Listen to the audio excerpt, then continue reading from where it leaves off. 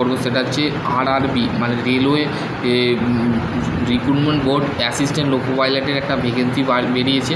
এখানে তোমাদের নিম্নতম যোগ্যতা যেটা লাগবে সেটা হচ্ছে তোমরা যদি নর্মালি ডিপ্লোমা করে থাকো 3 বছরের বা আইটিআই করে থাকো এবং বিটেক যদি করে থাকো তার ক্ষেত্রে কিন্তু এলএলবিতে তোমরা কিন্তু ফর্ম ফিল আপ করতে পারবে।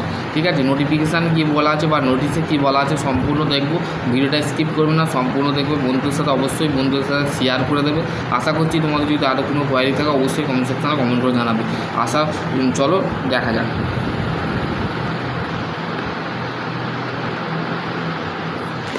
তো দেখো বন্ধুরা, এখানে দেখো তোমাদের detail of employment of notice CAEN of 1/2026। ঠিক আছে, বেসিক্যালি জিনিসটা বলে দিয়েছে। তো কি বলেছে দেখো, এরম assistant loco pilot recruitment assistant loco pilot ALP। ঠিক আছে, ALP important date, important instruction, general instruction, vacancy, medical standard for the post, national citizen, age limit, age relaxation, date of birth, candidate, educational qualification আমি আগেও বলে দিচ্ছি। তোমাদের normally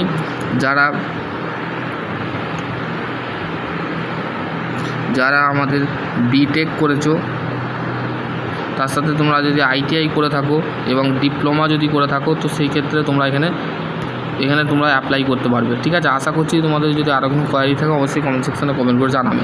তারপরে হচ্ছে তোমাদের refund of the examination fee, vertical reservation, OBC reservation, economical worker section, EWS।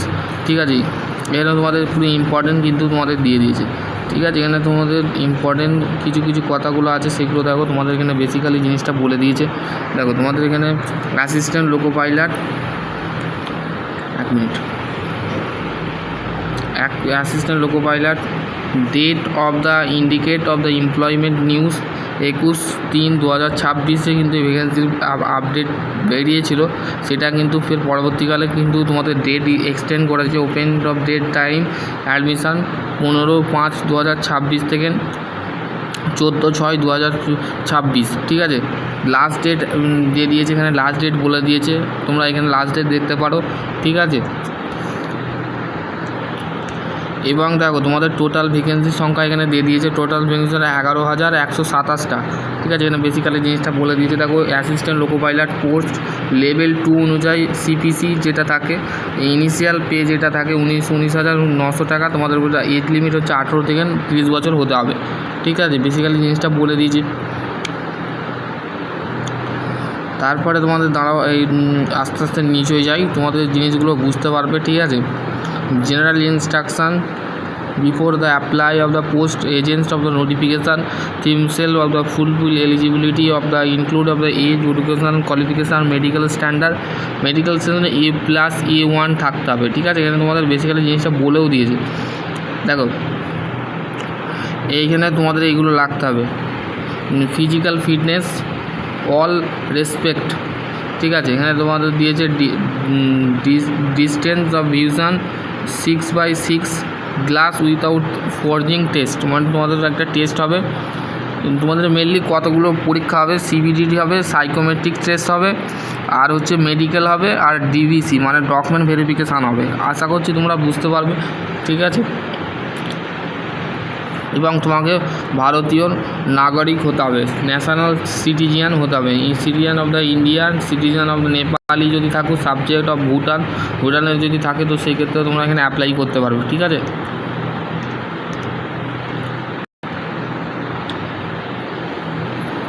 এবার হচ্ছে এজ লিমিটটা আরেকবার বলে নিচ্ছি। এজ লিমিটটা তোমাদের কিন্তু ম্যাক্সিমাম এজ লিমিট যেটা আছে সেটা হচ্ছে তোমাদের 18 থেকে 30 বছর অবশ্যই হতে হবে। ঠিক আছে, 18 বছর থেকে 30 বছর তোমাদের হবে। SC ST ক্যান্ডিডেট যারা আছে তারা 5 বছরের ছাড় পাবে।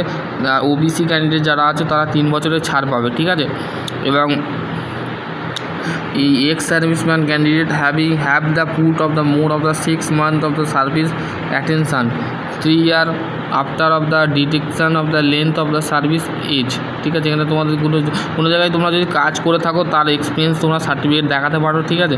রেলকে তোমাদের দেখাতে পারো।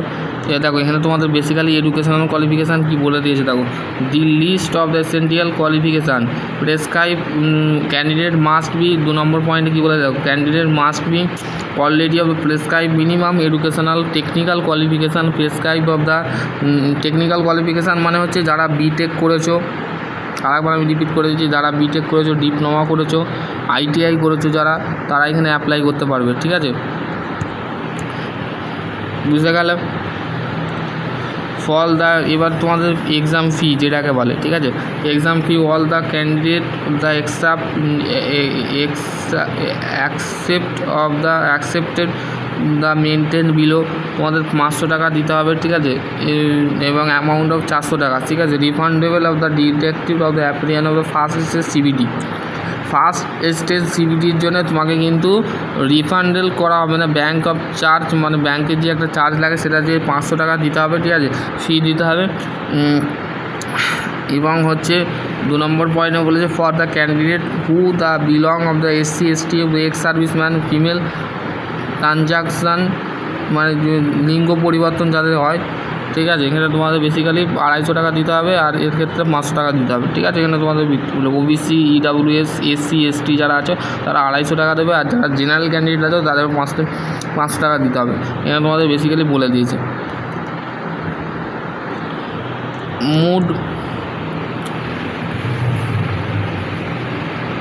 Mode of payment only of the online thought of the banking, debit card, credit card, UPI, accept all the applicable of the service charge of the bond the candidate.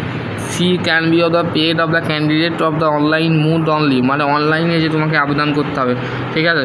There of the will be of no option of the fee of the other of the mode, মানে অন্য কোনো পদ্ধতিতে কিন্তু তোমাদের fee payment কিন্তু তোমরা অন্য কোনো পদ্ধতিতে করা যাবে না, ঠিক আছে, কিন্তু সেই জিনিসটা বলে দিয়েছে, ঠিক আছে, আর কিছু নেই।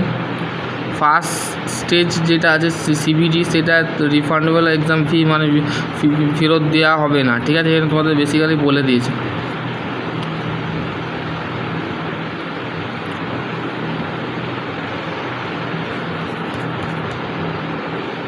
চলো আজকের পরে এখানে এন্ড করছি। এবার সিলেবাস তোমাদের কিন্তু বেসিক্যালি তোমাদের জেনে রাখতে হবে। সিলেবাসটা তোমাদের আমি বলে দিচ্ছি। ফার্স্ট স্টেজ যে সিবিটি হবে, সিবিটি তার ক্ষেত্রে 100 নম্বরের টোটাল পরীক্ষা হবে, ঠিক আছে, 100-র মধ্যে 100 নম্বরের পরীক্ষা হবে। আর সেকেন্ড যেটা আছে সেটা তোমাদের নর্মালি 70 নম্বরের থাকবে, টেকনিক্যাল কোশ্চেন থাকবে, আর 30 নম্বর হচ্ছে নন টেকনিক্যাল থাকবে, ঠিক আছে। এখানে তোমাদের বেসিক্যালি জিনিসটা বুঝিয়ে দেবে। আশা করছি তোমাদের যদি আরও কোনো কোয়ারি থাকে অবশ্যই কমেন্ট সেকশানে কমেন্ট করবে। বন্ধুদের সাথে অবশ্যই ভিডিওটা দেখবে, ভিডিওটা যদি ভালো লাগে থাকে তো বন্ধুদের সাথে অবশ্যই শেয়ার করে দেবে। চলো আজকে টপিক এখানে এন্ড করছি। সকলে ভালো থেকো, সুস্থ থেকো, থ্যাংক ইউ।